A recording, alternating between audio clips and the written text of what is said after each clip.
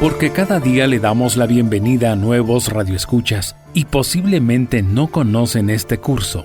O porque tú que nos escuchas desde hace mucho tiempo, ¿recientemente tuviste una pérdida? En tu camino tiene para ti el curso de tanatología. La tanatología es una área de la psicología que, habiendo estudiado al ser humano como tal, ha descubierto las características que vive una persona que sufre una pérdida.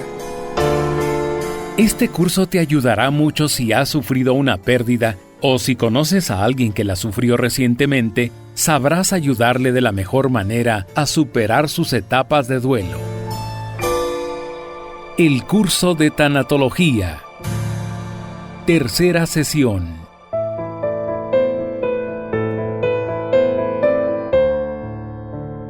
Continuando con nuestra reflexión sobre la tanatología, tenemos que decir que el dolor afecta a todas las edades y tiene muchas causas.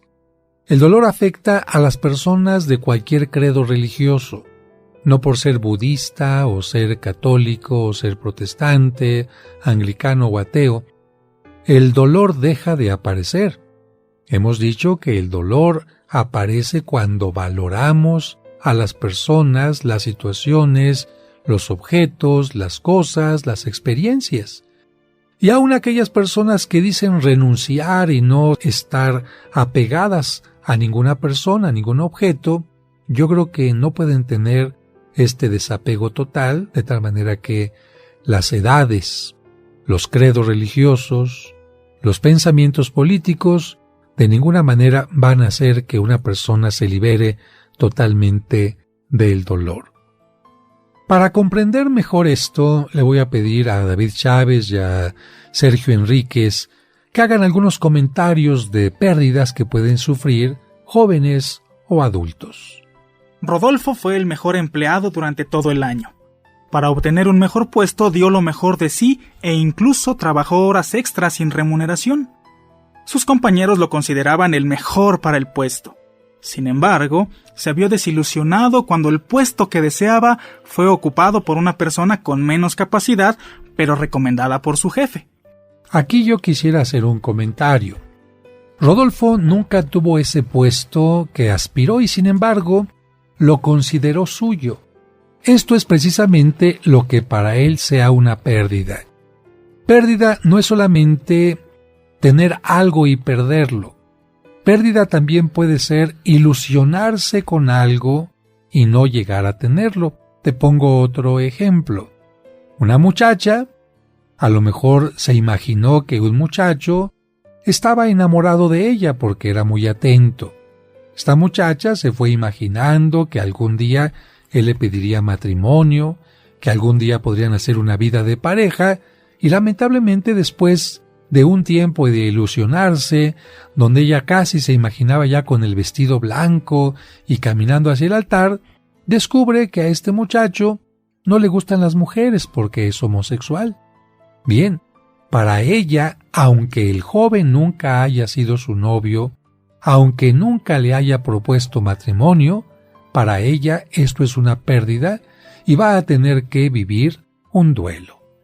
Hay otro tipo de pérdidas que no siempre consideramos y que vamos a analizar especialmente al final del curso, pero ya desde ahora vamos iniciando una reflexión.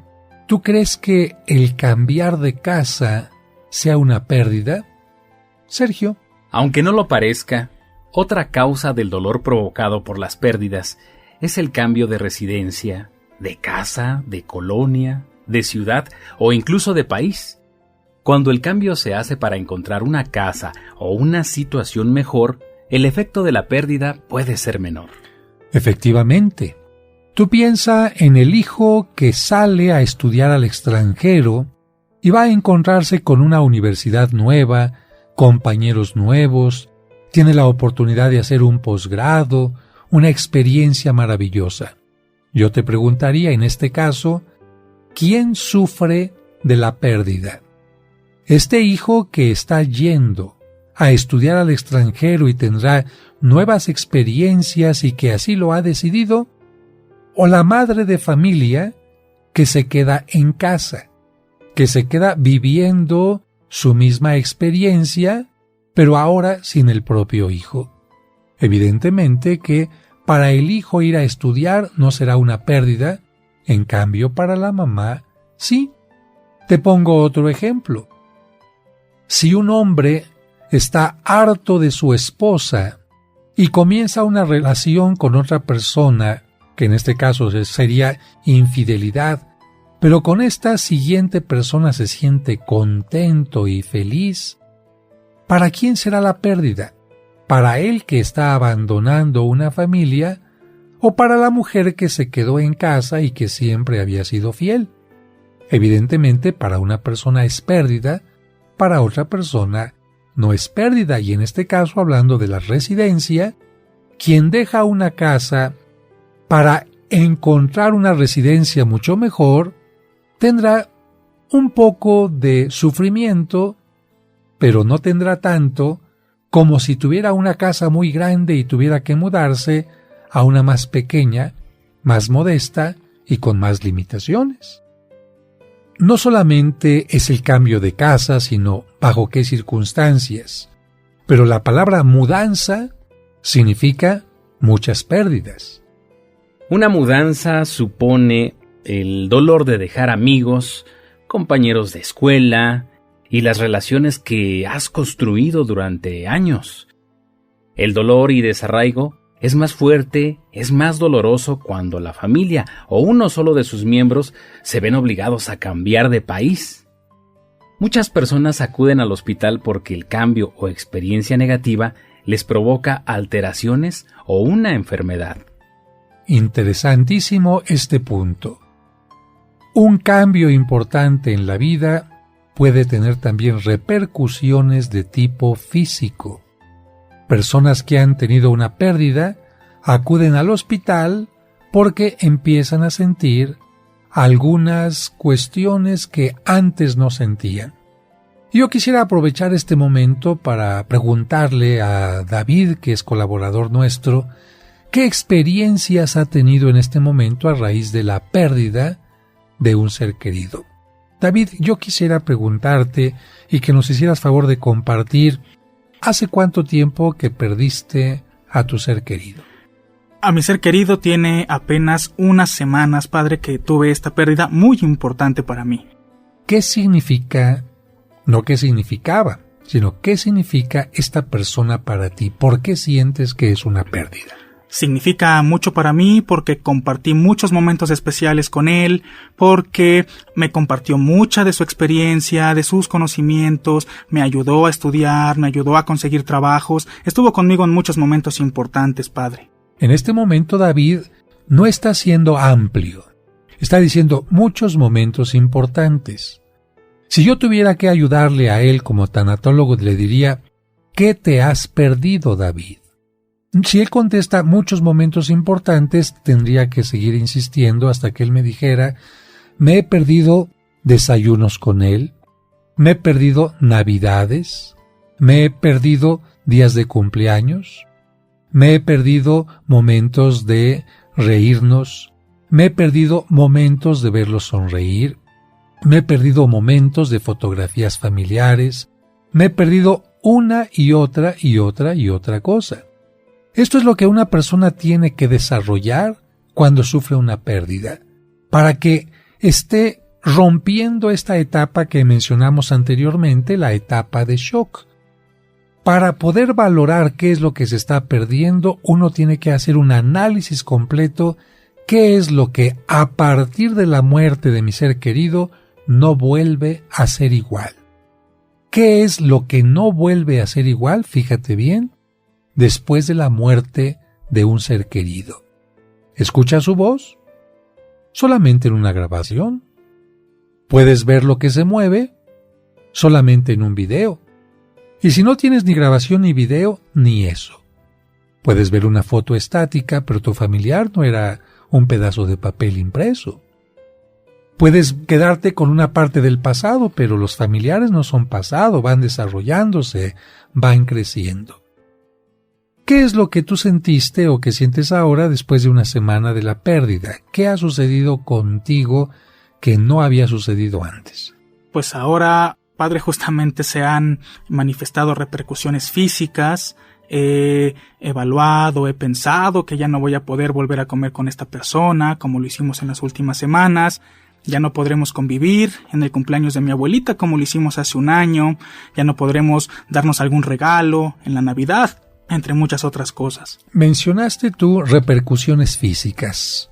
La gente no te ha acompañado al hospital, no ha ido contigo a una clínica. Necesitaríamos saber algunas de estas repercusiones porque seguramente a muchos que han tenido una pérdida les sonará muy conocido. ¿Qué tipo de repercusión? Bueno, el mismo día del sepulcro de mi tío tuve lo que los médicos me diagnosticaron como una crisis nerviosa, tuve una hipertensión reactiva. Eso quiere decir que ante tanto sentimiento acumulado, mi presión arterial se desestabilizó, me hizo falta el aire, tuvo que ir una ambulancia por mí, incluso internarme en la Cruz Roja. Bien, esto que le pasa a David está mencionando claramente que algo que está pasando internamente en nuestra psicología puede afectar todo lo que es nuestro cuerpo. Vamos a tener un capítulo especial para tratar este asunto, pero por ahora nos queda muy claro que una pérdida puede afectar incluso a todo el cuerpo de una persona.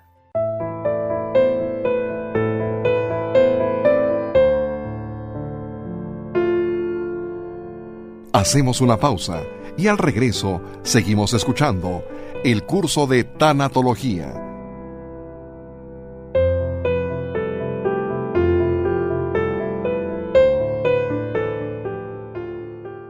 En tu camino, un programa para encontrar la meta. Cantemos al Señor un canto nuevo, un canto a la mujer, porque ella es el pilar de nuestra historia, la roca de la fe. No solo hoy que conmemoramos el Día Internacional de la Mujer, las debemos reconocer, sino cada día del año y por el resto de nuestra vida. Debemos apoyar, reconocer, valorar y sobre todo cuidar y respetar a todas las mujeres del mundo.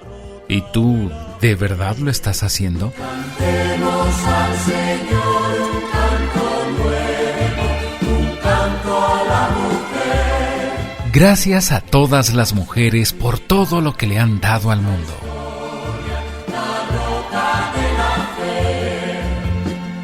Seguimos escuchando el curso de tanatología.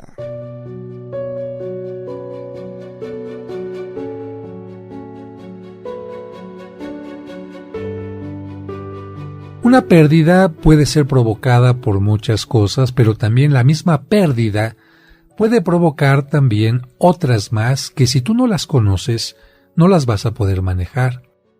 Quizás si David hubiera tomado un curso de tanatología antes de sufrir la muerte de un ser querido, él sabría, después de este momento tan difícil, que iba a pasar por esta cuestión a lo mejor corporal por la que está siendo afectado, y entonces podría tener una mayor tranquilidad. ¿Cuál es el problema que tiene una persona que de repente ante una pérdida empieza a sentir que le falta el aire, que no puede dormir, que le da taquicardia? Evidentemente esto se va a complicar porque viene una ansiedad, viene un nerviosismo. La persona puede llegar incluso a pensar que se puede morir, y esto hace la situación mucho más aguda. En cambio, si yo sé, después de una pérdida, voy a tener problemas como insomnio, dolor de cabeza, dolor de estómago, diarreas, vómitos, altas o bajas de presión, no me voy a espantar tanto.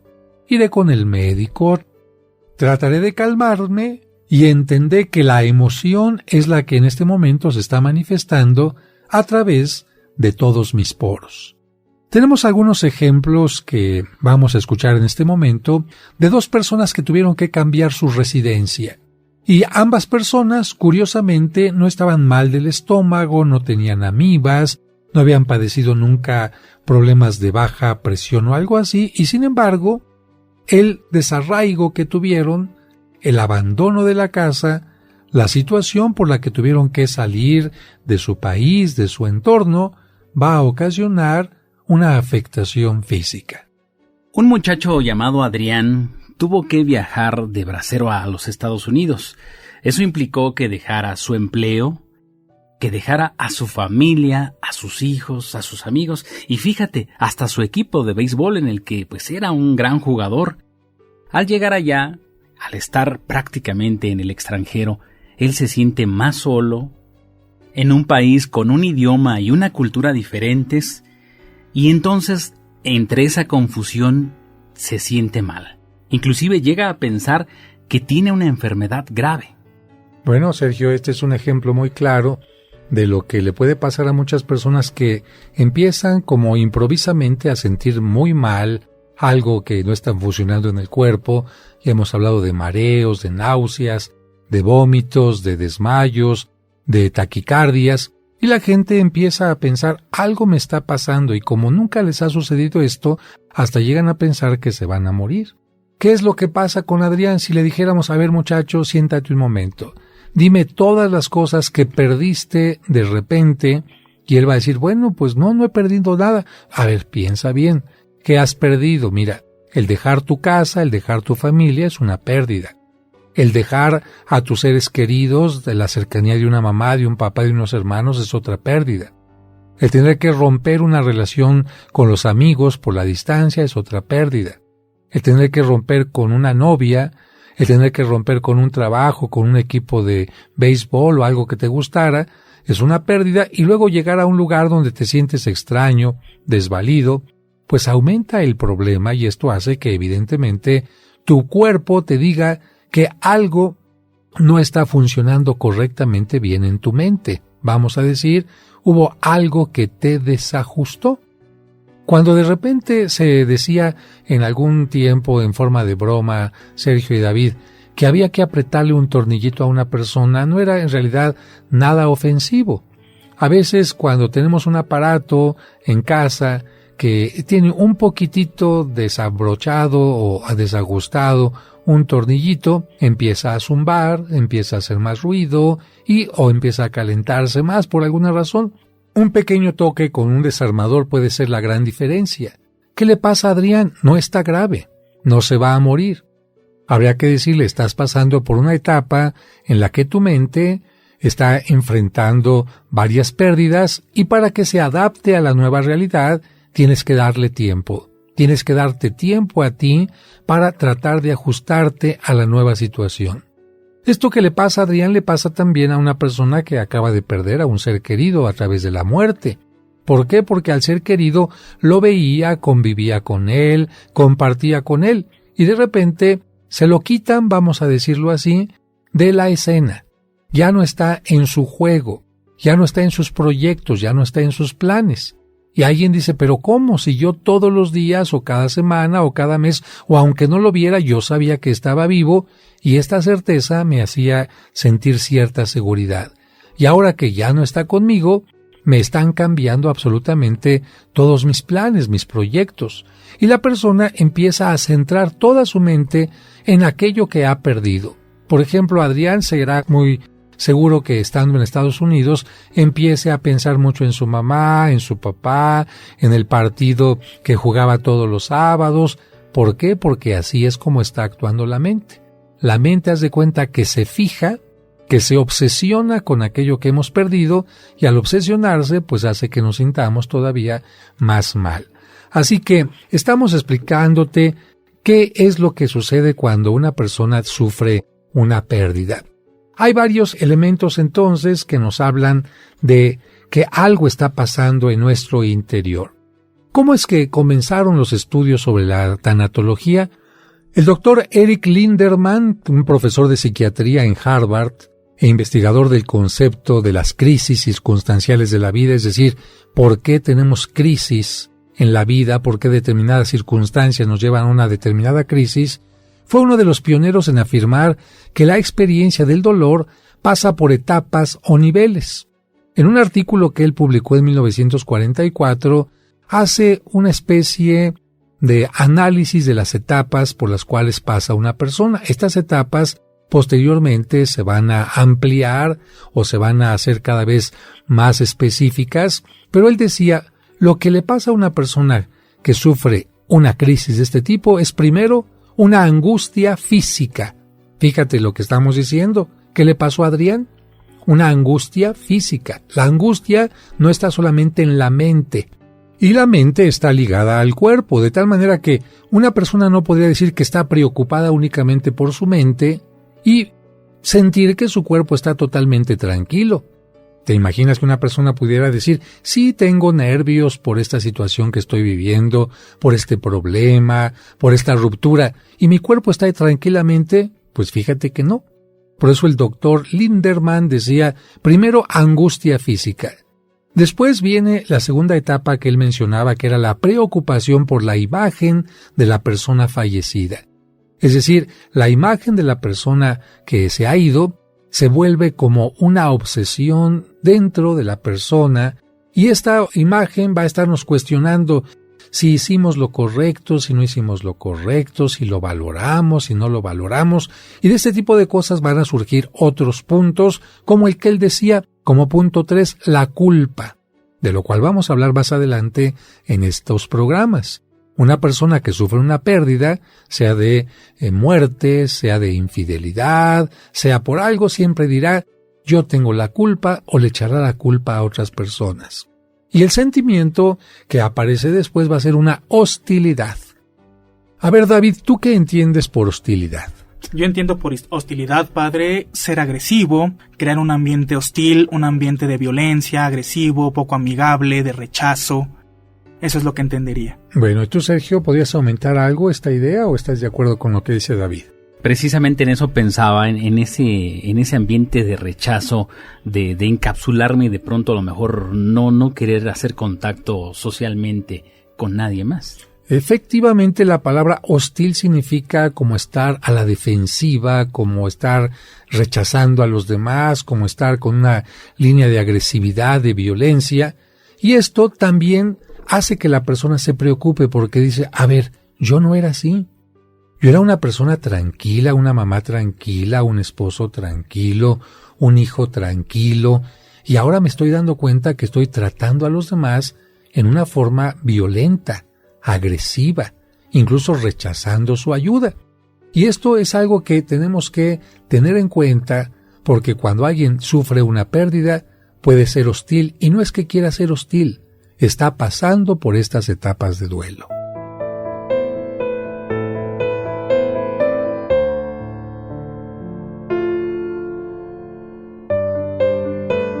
Hacemos una pausa y al regreso seguimos escuchando el curso de tanatología.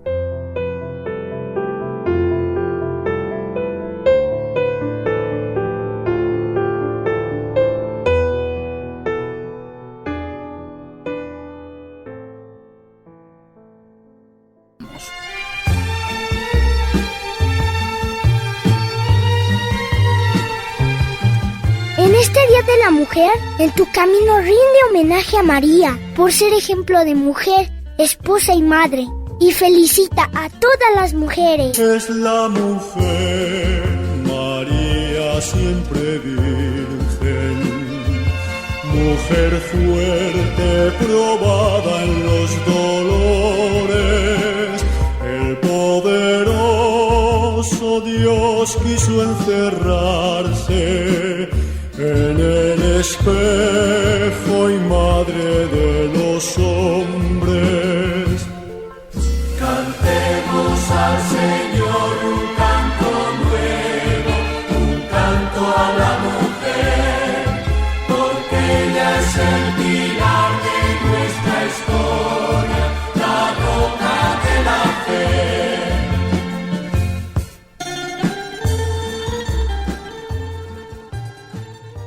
En tu camino.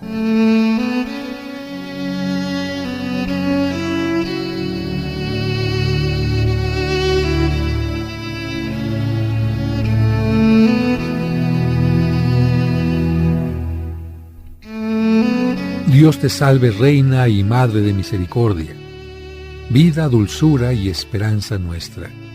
Dios te salve. A ti clamamos los desterrados hijos de Eva, a ti suspiramos gimiendo y llorando en este valle de lágrimas. Ea, pues, Señora, abogada nuestra, vuelve a nosotros tus ojos misericordiosos, y después de este destierro, muéstranos a Jesús, fruto bendito de tu vientre. Oh clemente, oh piadosa, oh dulce Virgen María, ruega por nosotros, Santa Madre de Dios, para que seamos dignos de alcanzar las promesas de nuestro Señor Jesucristo. Amén.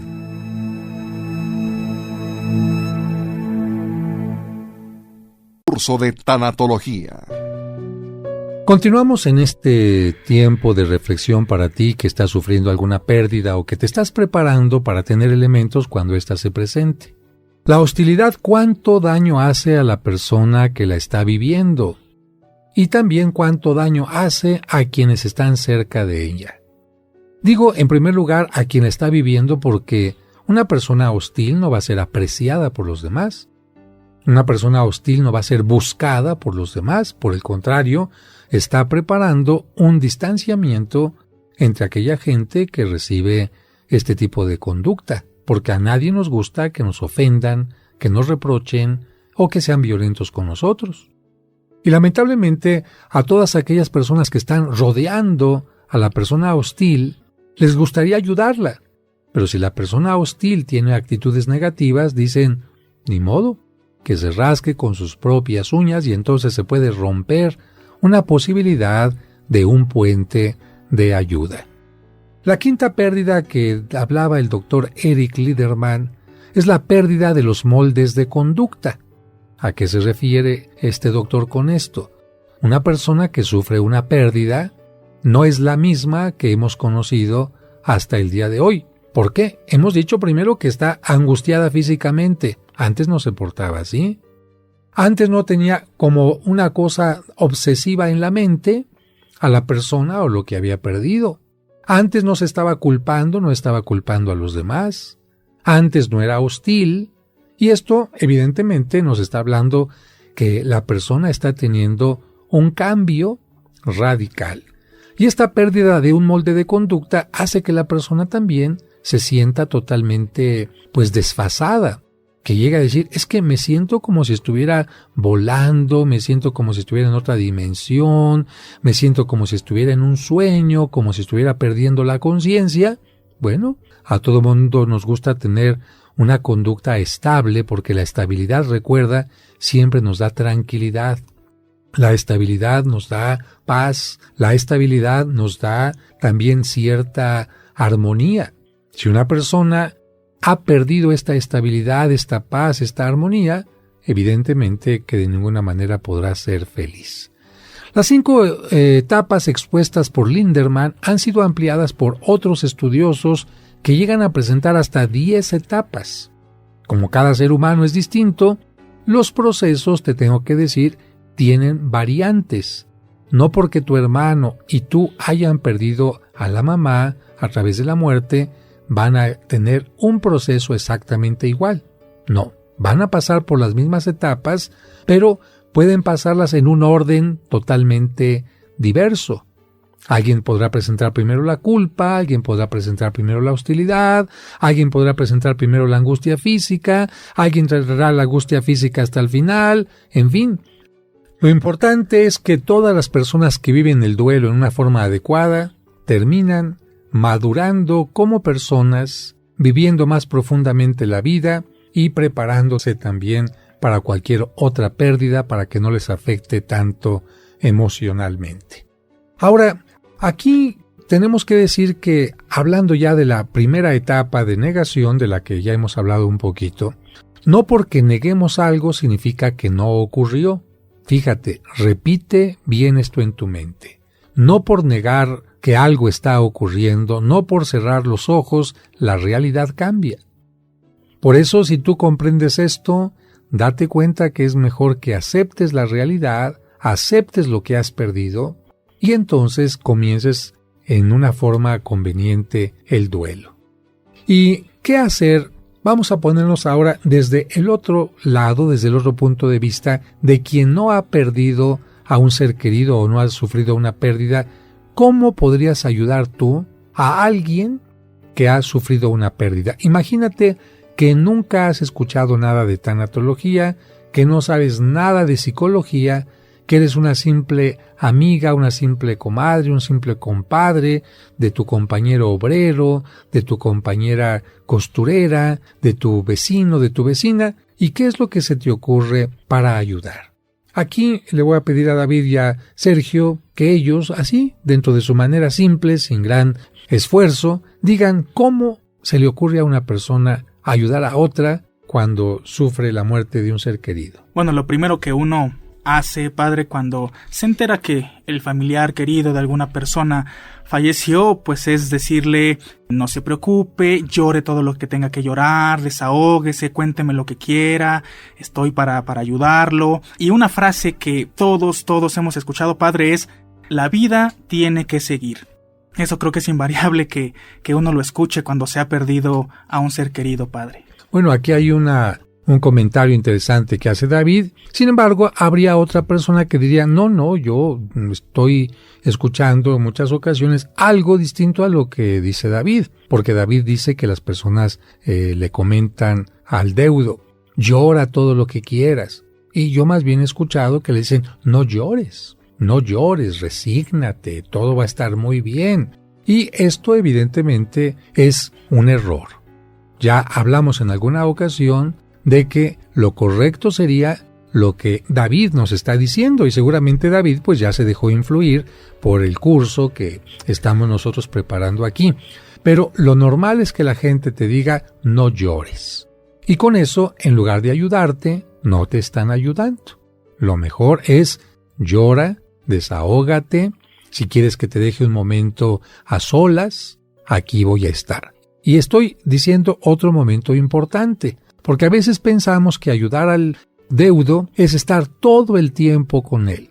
Y los pobres familiares del deudo no solamente lo están velando, sino tienen que estar atendiendo a toda la gente y escuchando a una gente y escuchando a la otra, y se repite y se repite y se repite, y no los dejamos descansar cuando a lo mejor lo que necesitan es: vaya, métase al cuartito que tiene ahí la funeraria, descanse y se acabó. O como le hacen muy prácticamente en la mayoría de otros países que no son latinoamericanos, en donde el difunto pues es acompañado en un homenaje durante las horas ordinarias. Cuando es de noche, cierran la capilla funeraria, se van los familiares a dormir a su casa, todo mundo, y al día siguiente regresan para el sepelio. Y luego tengo que decirte que tampoco ayudan en nada los chistes que son muy frecuentes en los velorios. ¿Y por qué se hacen tan frecuentes y tan fuertes los chistes en los velorios? Bueno, porque están tratando de remediar la tensión tan fuerte que todos los que están velando al difunto tienen. Porque en un velorio todos están tensos.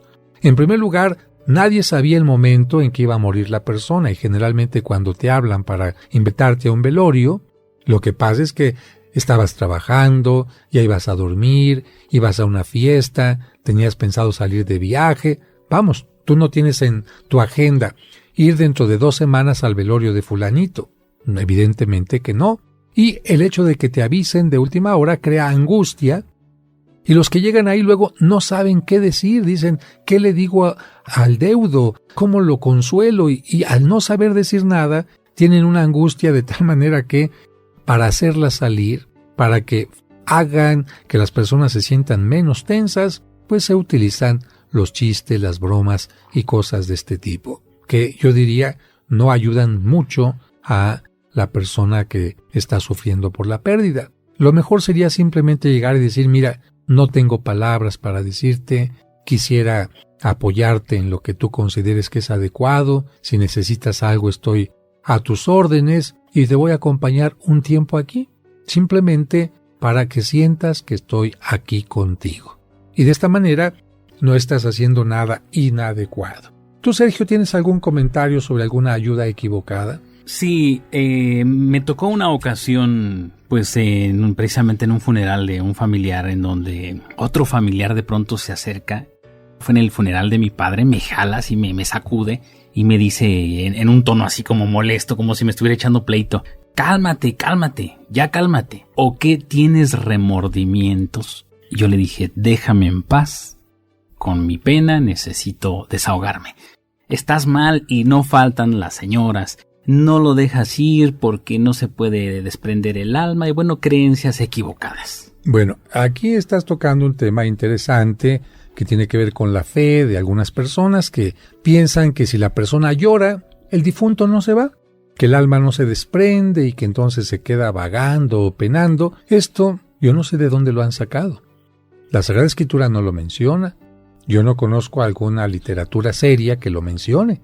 Y sin embargo, no sé si sea una manera de convencer a la persona de que se calme por miedo, es decir, por una especie de chantaje para que la persona acepte la pérdida, pero a mí no me parece que una persona tenga que aceptar la pérdida por chantaje, sino en todo caso por convencimiento.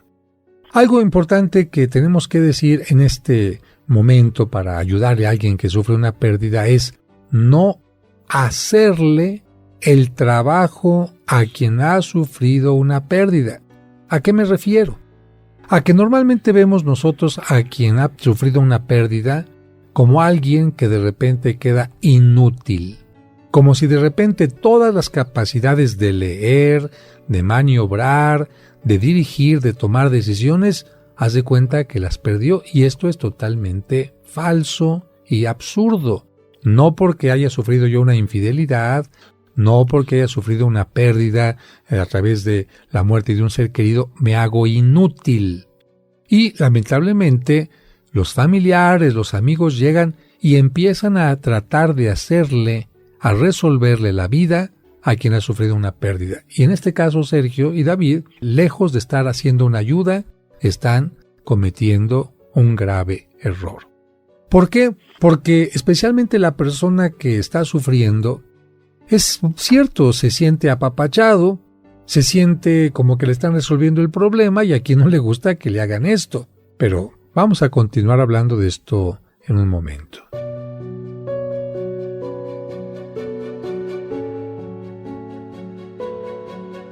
Hacemos una pausa y al regreso seguimos escuchando el curso de tanatología. ¿Sabías que mediante una pequeña lectura que hagas cada día durante un año, habrás comprendido qué es la Biblia? ¿Cómo se formó esta? Además, conocerás el origen del pueblo judío, cuál es el sentido de los 10 mandamientos. Sabrás también cuáles son los libros sapienciales. Conocerás la relación entre el Antiguo y el Nuevo Testamento. Además, las palabras de Jesucristo y muchos temas más. 365 días para acercarse a Dios. De venta exclusiva en la parroquia de los Santos Cosme y Damián, Serapio Rendón 5, Colonia San Rafael, o pregunta por los envíos y la versión digital a través de WhatsApp en los teléfonos 55 55 66 7744 o al 55 5705 5939. 365 días para acercarse a Dios. Un libro del Padre José que te hará crecer en tu vida espiritual y te hará descubrir que Dios está más cerca de ti de lo que te imaginas. Seguimos escuchando el curso de tanatología.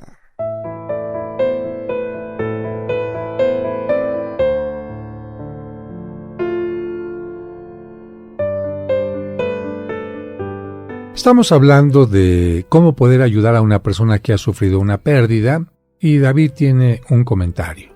Decía usted, padre, que no ayudamos mucho a los deudos de un difunto cuando pretendemos resolverles la vida, cuando han tenido esa pérdida, de llevarlos a lugares que acostumbraban ir ellos solos, de hacerles de comer, de apapacharlos, casi de dormirlos en la cama, porque siento, padre, que lo que estamos haciendo en ese caso es dejarlo a él solo con sus pensamientos y no que se ocupe de su realidad. Es decir, estamos dejando que se sumerja solo en su pena, que no tenga otra cosa que pensar más que su pena, en lugar de distraerse en las actividades cotidianas que tenía. Y yo diría no distraerse, sino simplemente continuar viviendo. Es decir, el que se murió fue otro, no fuiste tú. El que se fue de tu casa, si ya se fue para casarse, fue tu hijo, no tu mamá o papá. El que haya tenido una pérdida de un ser querido no significa que yo en ese momento quede desconectado y sin responsabilidad alguna en mi trabajo, con mi familia o cosas así. Entonces, la señal que le tenemos que dar y el mensaje que le tenemos que dar a una persona que ha sufrido una pérdida es: tu vida tiene que continuar con el ritmo que llevabas. Te va a costar trabajo volver a tomarlo, pero no puedes dejar algo para lo cual estabas viviendo, algo que era tu pasatiempo, algo que te gustaba, algunas actividades que ya tenías comprometidas, no las puedes dejar absolutamente de lado. Y disculpen que yo esté subrayando esto, pero es que es frecuente que ante una pérdida, la persona dolida pueda crear lazos insanos de dependencia o de control. Vuelvo a repetir, lazos de dependencia. Claro, si consigo alguna gente que me haga todo, pues ya hice un lazo de dependencia, me voy a hacer dependiente de los demás. Es que antes caminaba, ahora me da cosa caminar. Es que antes yo hacía las cosas solo. No, es que ahora quiero que alguien se quede a vivir conmigo. Eso es dependencia o de control. Personas que son manipuladoras pueden empezar a controlar a alguien como en esta situación. Pensemos en una madre de familia que ya había aceptado que sus 5 hijos se fueran de la casa, se independizaron, se casaron. Le costó trabajo aceptar el momento en que los hijos dejaron la casa, pero finalmente lo aceptó y ya se quedó a vivir únicamente con el marido. Bueno, de repente el marido fallece y aquella mujer que ya había hecho la vida en una forma independiente con la compañía del marido, pero en una forma independiente de los hijos, empieza a decirles a los hijos: vénganse a vivir conmigo, es que yo ya no puedo. Y entonces empieza a controlar a los hijos para que estén todo el tiempo con ella. Y claro, esto va a propiciar problemas con las nueras, con los hijos de los hijos, es decir, con sus propios nietos. Yo creo que lo conveniente es que los hijos se vayan repartiendo el tiempo, la vayan a visitar por la mañana, no es necesario que se queden por la noche, a menos que haya mucha inseguridad o que la persona esté muy enferma. Pero aún en ese caso, se puede poner a una persona, dama de compañía, una enfermera que acompañe, que incluso puede estar más capacitada que el propio hijo, que no sabe ni inyectar, ni medir la presión, ni cosas así. Sin embargo, en este caso, la persona controladora que dice: no, si no eres tú, no me mandes a la enfermera. No, si no eres tú, no quiero. Y uno tiene que tener una habilidad para decir: mamá, no hay de otra. O en estas circunstancias, yo no permito que me vuelvas a controlar. Entonces vemos aquí como un problema de una pérdida, del sufrimiento de una pérdida, puede ocasionar problemas totalmente distintos, ¿no? Así que vamos a poner un ejemplo, Sergio. ¿Nos puedes hablar de Dolores, por ejemplo? ¿Qué le sucede a Dolores de acuerdo a esto que estamos nosotros mencionando? Dolores nos escribió una cartita chiquita, no mencionamos el apellido, pero ¿qué es lo que nos dice Dolores? Dolores aquí nos comenta que tiene problemas de baja autoestima y también pues ella tenía el pensamiento que no valía por ella misma, sino que valía por su esposo y sus hijos. De pronto se sentía inútil para enfrentar obstáculos y problemas, así que entonces ella dejó que su esposo tomara todas las decisiones importantes. Ella no tenía el valor para tomarlas, lo deja a él que empiece a tomar esas decisiones importantes. Entonces Dolores, se limita a hacer pequeñas tareas, a hacer quehaceres, de pronto dice no puedo y comienza a cerrarse. Por otra parte, el poder que ejercía sobre sus hijos la hacía sentirse importante. Dolores creía que su autoestima subía, pero en realidad es que era manipuladora. Cuando sus hijos se casaron, su autoestima bajó porque no solo sentía que perdía el valor, sino también perdía el control sobre ellos. Entonces buscó de muchas formas mantenerlos atados a ella, pero afortunadamente no lo logró. Tiempo después, cuando murió su esposo, ella se sintió casi inválida. De pronto dijo: ya no tengo nada, porque se había hecho dependiente de él.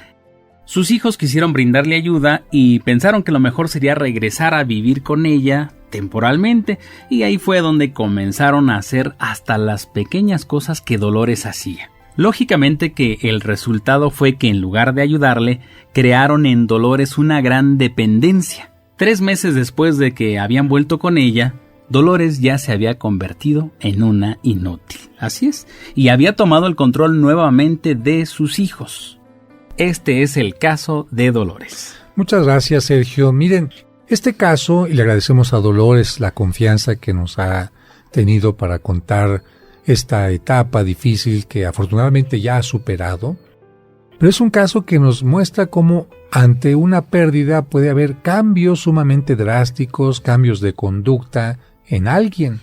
¿Qué le pasó a Dolores? Sintetizando, una persona que tenía baja estima, que se hace dependiente del marido, sufre la pérdida del marido y lejos de aprovechar este momento difícil para crecer, para madurar, para hacerse independiente, para respetar a sus hijos y vivir la vida con alegría, lo que hace simplemente es chantajear, manipular, dejarse vencer por la autoestima y convertirse en una mujer totalmente controladora. En lugar de Dolores manejar sus mecanismos internos y manejar su estima en una forma correcta, se aprovecha de la ayuda equivocada de sus hijos para hacerse pasar por víctima y seguir con su manipulación y su dependencia. Así que este caso es una alerta para ti que nos escuchas, para que ofrezcas una ayuda correcta. No es sano crear lazos de dependencia ni caer en el juego de quienes se sienten víctimas de la vida. Es mucho más sano ayudarles a enfrentar su realidad y a continuar su vida ordinaria y a seguir viviendo en forma independiente. No es lo mismo acompañar y ayudar que resolver los problemas del otro. A una persona que ha sufrido una pérdida, dile: ¿en qué te puedo ayudar? ¿Te puedo acompañar? Correcto. En resumen, la primera etapa del duelo es la negación, que consiste en negar el hecho. Frases como: no es cierto que estoy enfermo de cáncer, no se murió mi hijo, no me abandonó mi esposo, no lo puedo creer, mi mente lo sabe, pero en lo más íntimo no lo puedo aceptar, etc., son frases que nos hablan de esta negación. Quien sufre una pérdida importante llega a pensar que se trata de un sueño del que va a despertar, siente que cuando suena el teléfono le va a hablar la persona amada que se ha ido o que ha muerto, imagina que la ve en algún sitio o que se comunica con ella a través de sueños. Parte de la negación es conservar todos los objetos personales de quien se ha ido y tenerlos listos como si fuera a regresar. Es comprensible que se desee guardar algún recuerdo, pero es absurdo querer conservar todo y no deshacerse de lo que ya no tiene sentido. La etapa de negación es un intento de nuestra mente, de tu mente, para evitarte el dolor. Sin embargo, no podemos negar la realidad. No porque cerremos los ojos el mundo desaparece, no porque neguemos algo significa que no ocurrió. Hay personas que por la negación detienen incluso por años el proceso de maduración del duelo, y es común que la etapa del choque o negación se repita en algunos momentos del duelo. Así que ya sabes por dónde vas a ir transitando en esta pérdida, en este duelo que estás sufriendo en este momento. Yo te diría: no te asustes, pronto encontrarás la salida y ve conociéndote a ti mismo, a ti misma, para que cuando vuelvas a tener otra pérdida sepas las características que hay en ti al sufrir cualquier pérdida. No olvides que mañana continuaremos con el curso de tanatología. Padre nuestro